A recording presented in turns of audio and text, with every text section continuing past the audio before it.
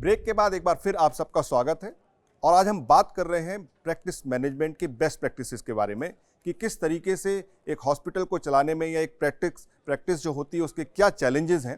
उसके लिए हम आज इस पर चर्चा कर रहे हैं। हमारे साथ जो स्टूडियो में हैं वो हैं डॉक्टर महिपाल सिंह सचदेव जी, हमारे साथ उपासना अरोड़ा जी हैं और हमारे साथ कमांडर नवनीत बाली जी हैं और हमारे साथ जुड़े हैं बहुत सारे डॉक्टर जूम पर। मैं अब आपके पास आना चाहूँगा, जिसको भी सवाल पूछना चाहे हमारे एमिनेंट गेस्ट पैनल से, आप हाथ उठा सकते हैं, आप अपना विचार रख सकते हैं और सवाल पूछ सकते हैं। मेरा सवाल ये है, we all know that it's COVID time, we have really redefined our practices. So since we know during this COVID time, globally the practice patterns have changed. The way we are looking at our patients now, more a culture of digital and teleconsult. So maybe Commander Bali can take that question, that is this practice pattern going to be ephemeral, that is क्षणिक रहेगा, or this is the way we are likely to practice over the next 2-3 decades? Covid ने हमें सबसे ज़्यादा जो चीज़ की तरफ एक पुश किया है वो डिजिटल को यूज़ करना। टेली कंसल्टेशन स्टार्ट हो गई, टेली ओपीडीज शुरू हो गई बहुत सारी। लेकिन हमने ये भी देखा कि जैसे ही कोविड अब धीरे धीरे कम होने लगा है, लोग अपने आप ओपीडीज में आने शुरू हो गए हैं। So it's a very fine balance that people are creating. मेरे हिसाब से फॉर श्योर जो डिजिटल रेवोल्यूशन है ये रुकने नहीं वाली अभी, और ये फ्यूचर भी यही कहता है कि डिजिटल रेवोल्यूशन विल स्टे।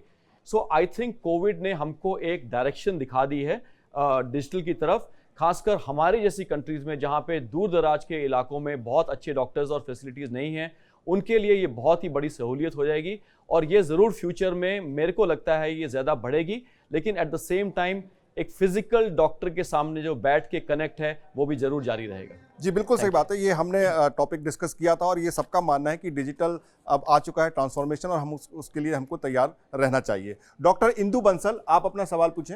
मेरा क्वेश्चन कमांडर वाली से ही था। वांटेड टू नो कि because of this digital marketing and I think Covid has made the world smaller, so it has become easier for the patients to connect with each other, and even from remote areas patients are able to connect. So do you think now doctors should change their practices in any other way so that they are able to connect with people in remote areas? What should as practitioners we should focus on now? So मुझे नहीं लगता कि doctors have to change their practice, but क्योंकि doctor अब ज़्यादा accessible हो गया है ऐसे लोगों को जो अपने मोबाइल्स के थ्रू या इंटरनेट के थ्रू आपसे कनेक्ट कर सकते हैं, आपको ज़रूर अपने टाइम की एक वो जो लिमिटेशन है कि आप सुबह आप नॉर्मल ओपीडीज देखते हैं, आप रिमोट में पेशेंट से रिमोटली कब बात करना चाहेंगे, उनको आप कब टाइम देते हैं, ये बहुत ज़रूरी हो जाएगा क्लिनिशियंस को अपने टाइम को डिफाइड करना। जो सर्जन्स हैं उनको ओटी में भी जाना है, फिर आके कंसल्ट भी करना है, फिजिकल ओपीडी भी करनी है और डिजिटल ओपीडी भी करनी है। सो आई थिंक सबसे बड़ा जो इम्पॉर्टेंट चेंज अपने अंदर डॉक्टरों को शायद लाना पड़ेगा कि अपने टाइम को कैसे वो मैनेज करें ताकि ये सब चीज़ें कर सकें। डॉक्टर सचदेव, ये जो बात है कि कितना क्योंकि आप आई केयर हैं, अब आई केयर को आप कैसे डिजिटली ठीक कर सकते हैं, तो ये कुछ चैलेंजेस हैं, तो किस तरीके से ओवरकम करेंगे? बाली साहब ने कहा कि हाइब्रिड एक मॉडल होगा, आपको क्या लगता है इसमें? Okay, I have a slightly different opinion. Digital health or telehealth is going to sweep over the next decade. It is going to be transformational. आज की तारीख में आर्टिफिशियल इंटेलिजेंस में आई के अंदर जितना काम हो रहा है वो कहीं नहीं हो रहा। The concept Google is investing into is the concept is that you go to a mall and mall के अंदर जैसे मैं यहाँ बैठा हूँ, मेरी आंख का फोटो लिया जाएगा और उसमें मेरे को डायबिटीज करके डायबिटिक रेटिनोपैथी है कि नहीं है वो आर्टिफिशियल इंटेलिजेंस बता देगा। सो कॉन्टैक्ट लेंस से याद हो रहे हैं, आपका कॉन्टैक्ट लेंस डाल लीजिएगा, वो रिमोट से आपके मोबाइल के साथ कनेक्ट होगा, उसके अंदर पदार्थ ऐसे डाले हैं जिसके अंदर ब्लड ग्लूकोज के साथ उसका कॉर्निया का उसका कॉन्टैक्ट लेंस का थिकनेस चेंज हो सकता है और ये पता चल जाएगा कि आपका ग्लूकोज लेवल बढ़ रहा है कि कम हो रहा है, and it will alert you. You have these smart watches which have come in. It measures your blood pressure. It measures your this thing. You've seen the pulse oximeter. All of us have seen such a small thing, 1,000, 2,000 rupees. All this data is going to be king. Artificial intelligence is going to be the king. In eye care, I can take a picture of almost all parts of the eye by using any methodology of a camera to take front. It can be connected with my iPhone. There is a small thing. The iPhone can take a picture of your retina. The iPhone can take a picture of your front of the eye. वो transmit होगी doctor के पास और doctor उसको diagnose कर सकते. There also robotic surgery is going to take over. So you are going to have a lot of digital things that are going to come. You have to digitalize. You have to have softwares, you have to have capturing of data, you have to have artificial intelligence, and all of them are going to sweep healthcare.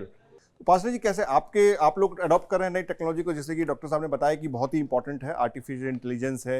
मतलब वैसे तो आजकल सब कुछ पता ही है, Google है और जितनी टेक्नोलॉजी फर्म्स है आपके बारे में सब जानते हैं. और बहुत अमेजिंगली उन्होंने बताया कि किस तरीके से आंखों का आप इलाज कर सकते हैं. आप किस तरीके से टेक्नोलॉजी को अडॉप्ट कर रही हैं? देखिए, एक इंजीनियर जो होता है वो सिर्फ एक इंजीनियर होता है, लेकिन मैं कहती हूँ एक डॉक्टर बेचारा डॉक्टर के साथ साथ इंजीनियर भी होता है. बिकॉज जब वो ऑपरेशन करता है तो आजकल हर जो भी मशीन है, चाहे लेप्रोस्कोप हो या कोई और मशीन, सब कुछ कंप्यूटराइज है, सब कुछ कंप्यूटराइज है. तो he has to learn that also. तो एक डॉक्टर को डबल मेहनत करनी पड़ती है. और आर्टिफिशियल इंटेलिजेंस आने वाली है, जल्दी हम सब अडॉप्ट करेंगे. अभी भी हम लोग काफ़ी कुछ, सब कुछ हमारा कंप्यूटराइज है. मगर सारी चीज़ें होने के बावजूद मैं ये नहीं समझ पाई आज तक कि जो डॉक्टर का एक हीलिंग टच होता है, जब एक डॉक्टर आके पेशेंट के सर पे हाथ रख के कहता है कैसे हैं आप, वो जो उसको रिकवरी फास्ट होती है वो हम लोग कहाँ से लाएंगे. लेकिन हाँ, सेम टाइम चूँकि दुनिया बदल रही है, हमको भी बदलना है. और हेल्थ केयर को तो बिकॉज हर चीज़ अब रिलेटेड टू कंप्यूटराइजेशन है. प्लस आर्टिफिशियल इंटेलिजेंस से ये फ़ायदा होगा कि बहुत सी डिजीज़ेस जो हैं वो आपको कंप्यूटर ही बता देगा, तो doctor need not to spend much time on that. Correct. But मेरा अपना आज भी मानना है, मैं बहुत पुराने ख्यालों की हूँ, कि डॉक्टर का जो एक हाथ है, जब तक वो सर पे नहीं जाता पेशेंट को मज़ा नहीं आता. नहीं, और कई मरीजों का भी यही होता है कि अगर वो डॉक्टर उनको जब तक छू ले, उनसे सांस चीजें करवाना ले, उसे लगता नहीं कि मेरा कुछ इलाज हो रहा है. ये बहुत सही बात है, बहुत महत्वपूर्ण है, जो बहुत जरूरी है, होना ही चाहिए. जी. और कोई सवाल पूछना चाहता है? नितिन, हाँ पूछिए आप. मेरा सवाल कमांडर वाली सर से है. जैसे हम चर्चा कर रहे हैं कि digital technology, evolution of new technology, तो recently we have seen the kind of surgeries and devices has been done by remote proctoring. तो how the things are going in this direction? Are we going with the technology, and how this remote proctoring of surgeries are going to affect our future practices? ये बहुत ही एक valid सवाल है. मुझे लगता है जैसे आपकी टेलीकम्युनिकेशन एंड आईटी जो एबिलिटीज़ हैं आज यूनिवर्स में, वो जैसे जैसे बढ़ती जाएंगी, 5G, 6G, 7G, सो आपका जो लैग है, लेट अस से आप यूएस में बैठे हैं और कुछ आप प्रॉक्टरिंग कर रहे हैं या आप सर्जिकल इंटरवेंशन कर रहे हैं, तो जो आप वहाँ पे एक्शन करते हैं उसका लैग, जो आप इंडिया में सर्जरी कर रहे हैं, अगर लैग वो कम होता जाएगा तो जहाँ वो एक्शन किया वही यहाँ पे हुआ. जैसे जैसे उसके अंदर वो रिफ्रेश रेट जो कहते हैं वो कम होता जाएगा, ये और पॉसिबल होता जाएगा जैसे. और उसका सबसे बड़ा ये फ़ायदा होगा कि डॉक्टर को ट्रैवल नहीं करना पड़ेगा. जो डॉक्टर महिपाल ने टाइम की बात की, तो आप एक इंडिया में बैठिए, इंडिया में बैठ के आप यूएस के किसी रिमोट लोकेशन में, क्योंकि आप उस चीज़ के बहुत बड़े स्पेशलिस्ट हैं, वो ज़रूरी नहीं है कि वो टैलेंट हर जगह डेवलप हो पाए.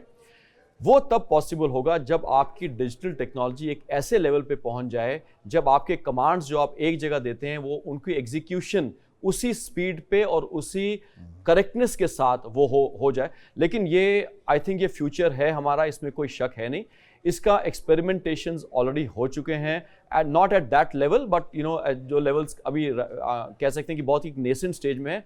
बट मेरे ख्याल से आने वाले समय में आई थिंक हमारे लाइफ टाइम में हम ये ज़रूर देखेंगे कि एक रिमोट लोकेशन में बैठा हुआ एक बहुत ही स्पेशलाइज्ड डॉक्टर किसी और जगह पे रियल टाइम में एक सर्जरी कर सकेगा. इसमें मुझे कोई डाउट नहीं. और मेरे ख्याल से ये एक बहुत ही अच्छी बात होगी, क्योंकि आपको फिर फ्लाई करके जाना फिर वापस आना ये सब नहीं ज़रूरत है. आप जहाँ बैठे हैं वहीं बैठे रहिए, आप वर्ल्ड के किसी कोने में सर्जरी कीजिए. पूछना चाहता हूँ कि about through this telemedicine we can give the critical care facilities to the remote area where the critical care ICU facilities not available.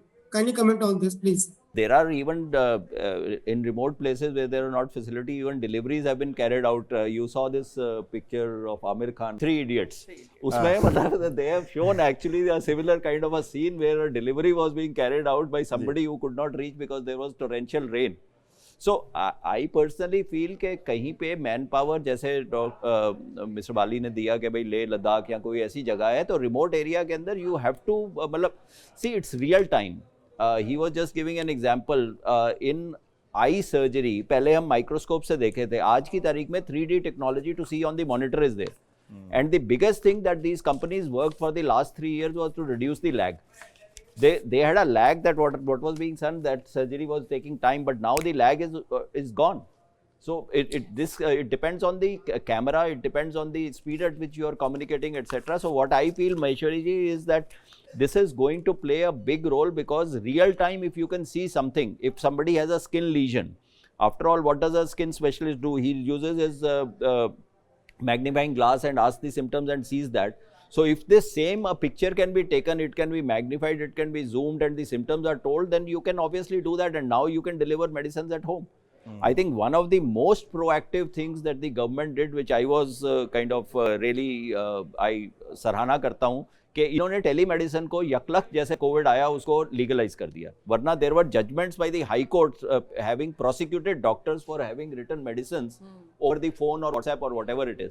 So the point is you know what are the symptoms. Patient अपनी आंख की photo भेज देता है, हम देख लेते हैं, ये कर लीजिए. तो that is a big step I think the government has taken. That is a proactive step that has been taken. And the use of digital media is going to increase. My words, yes, there is a emotional touch. I myself had COVID. I was admitted in a hospital, but doctor never touched me even once. Not touched me even once. In the sense that the doctor came, I am very satisfied, but the doctor would sit there at a distance from me and would ask me questions and things like that, and that's done. So that is what I am saying. Yes, there could be, because I knew that doctor. I was in Apollo. He's great friends to me, so I did feel a little comfortable. But even if he was not there, and it was a remote work that was being done, that's how life is going to be. That's what the next generation is going to be transformed. Because a child today, my grandson, knows much more about digital thing, about how to code, how to do things, and it's a part of life. So being digital is the new normal. True. So healthcare, the new normal is going to be digital, and you will be prescribing medicines through distance this thing, and that will be a great service to people in the remote area. जी, उपासना जी एक चीज़ बताइए कि जैसे doctor साहब ने भी पहले कहा था कि हमारे जो कोर्सेज होते हैं 8-8 साल 10-10 साल डॉक्टर पढ़ा करते हैं, लेकिन मैनेजमेंट का उसमें कोई कोर्स पढ़ाया नहीं जाता. आपने तो खैर अलग से मैनेजमेंट किया क्योंकि आप इस पेशे से नहीं आती और आपको हॉस्पिटल संभालना. कितना ज़रूरी है कि हमारे जो पढ़ाई है, डॉक्टरी की जो पढ़ाई है, उसमें इस तरीके के कोर्सेज को जैसे कि बेस्ट प्रैक्टिस मैनेजमेंट बाद में वो कर सकें.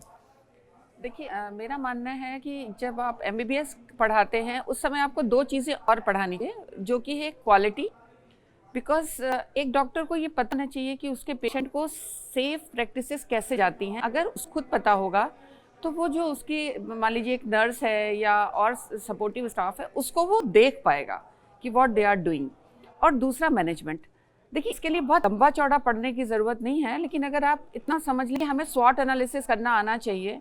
हमारी क्या स्ट्रेंथ है, हमारी क्या वीकनेस है, कहाँ अपॉर्चुनिटी है, क्या थ्रेट है, इतना ही बहुत. बिकॉज एक doctor, everybody is not going to become an entrepreneur. So if somebody wants to do that, आपने देखा होगा बहुत से लोग हैं जो MBBS के बाद कोई मैनेजमेंट का कोर्स करते हैं.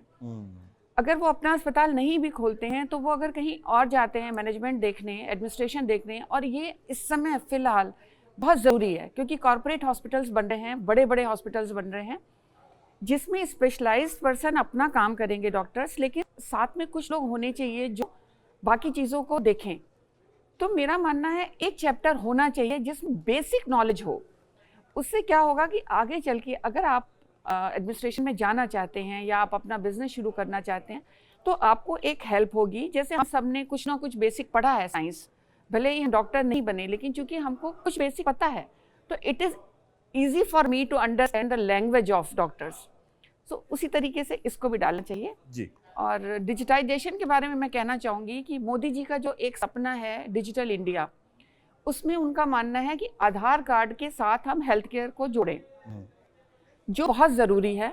और मेरे ख्याल से नेक्स्ट ईयर तक ये मैंडेटरी हो जाएगा, बिकॉज हम सबके पास कहीं ना कहीं से कोई ना कोई नोटिस आ चुका है कि जो हॉस्पिटल्स हैं उन सबको EMR रखना पड़ेगा, यानी जैसे आप मेरे हॉस्पिटल में आए, जो आपका प्रिस्क्रिप्शन है वो आपके आधार कार्ड के साथ जुड़ जाए, एक आपका यूनिक ID हो।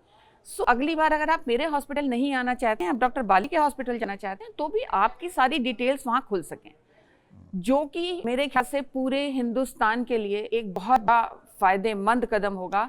कि मान लीजिए मैं कोलकाता में मैं बीमार हूँ, मेरे पास कोई रिकॉर्ड्स नहीं है और मैं किसी भी अस्पताल में जाके खुद को दिखा सकती हूँ, तो ये बहुत ही अच्छा कदम है और उसमें मैं भी साथ हूँ। बिल्कुल डॉक्टर, देखिए हेल्थ फॉर ऑल ये तो होना चाहिए, और अगर सब जुड़े हों और एक रिकॉर्ड एक जगह हो तो ये सबके लिए एक्सीडेंट के केसेस में इससे बहुत फायदा हो सकता है कि अगर के रिकॉर्ड हमारे पास हो।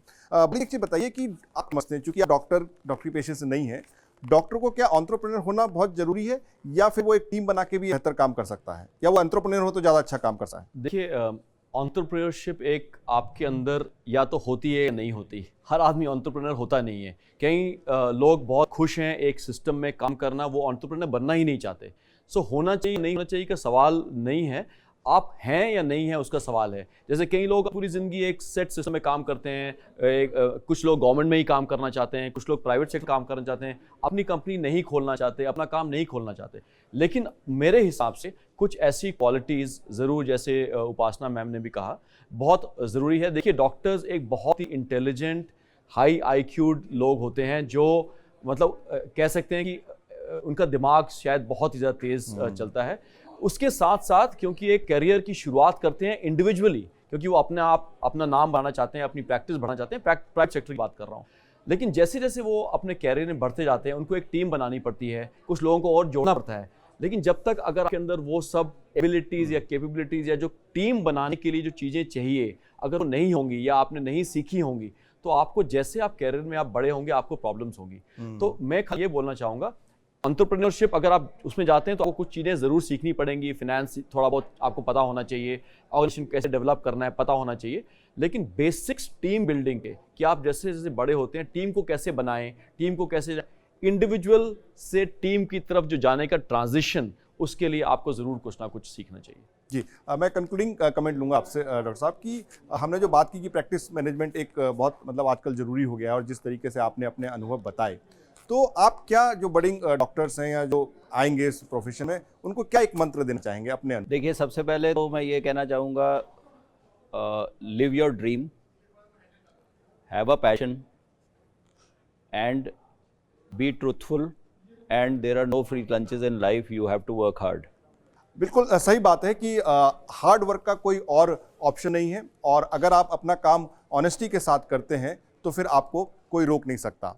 आज हमने प्रैक्टिस मैनेजमेंट के बारे में जाना, और कई अच्छी बातें और महत्वपूर्ण बातें निकल के आई। ये भी निकल के आया कि जो हमारे MBBS के कोर्स होते हैं उसमें एक सब्जेक्ट ऐसा ज़रूर होना चाहिए जो कि डॉक्टर्स को मैनेजमेंट के बारे में भी पढ़ाए, कि वो अपनी प्रैक्टिस को कैसे मैनेज करें, कैसे उसमें बेस्ट प्रैक्टिसेस लाएं, फिनेंसेस के बारे में उनको पता हो, उनको बिजनेस प्लान्स के बारे में पता हो। तो ये सारी बातें निकल के इसमें से आईं। आप सब हमारे साथ जुड़े, आपका बहुत बहुत धन्यवाद। जो डॉक्टर हमारे साथ जूम पर जुड़े, आप सबका भी बहुत धन्यवाद। इसी तरीके के एक और सब्जेक्ट को लेकर हम अगली बार फिर से हाजिर होंगे। तब तक के लिए स्वस्थ रहिए और मस्त रहिए।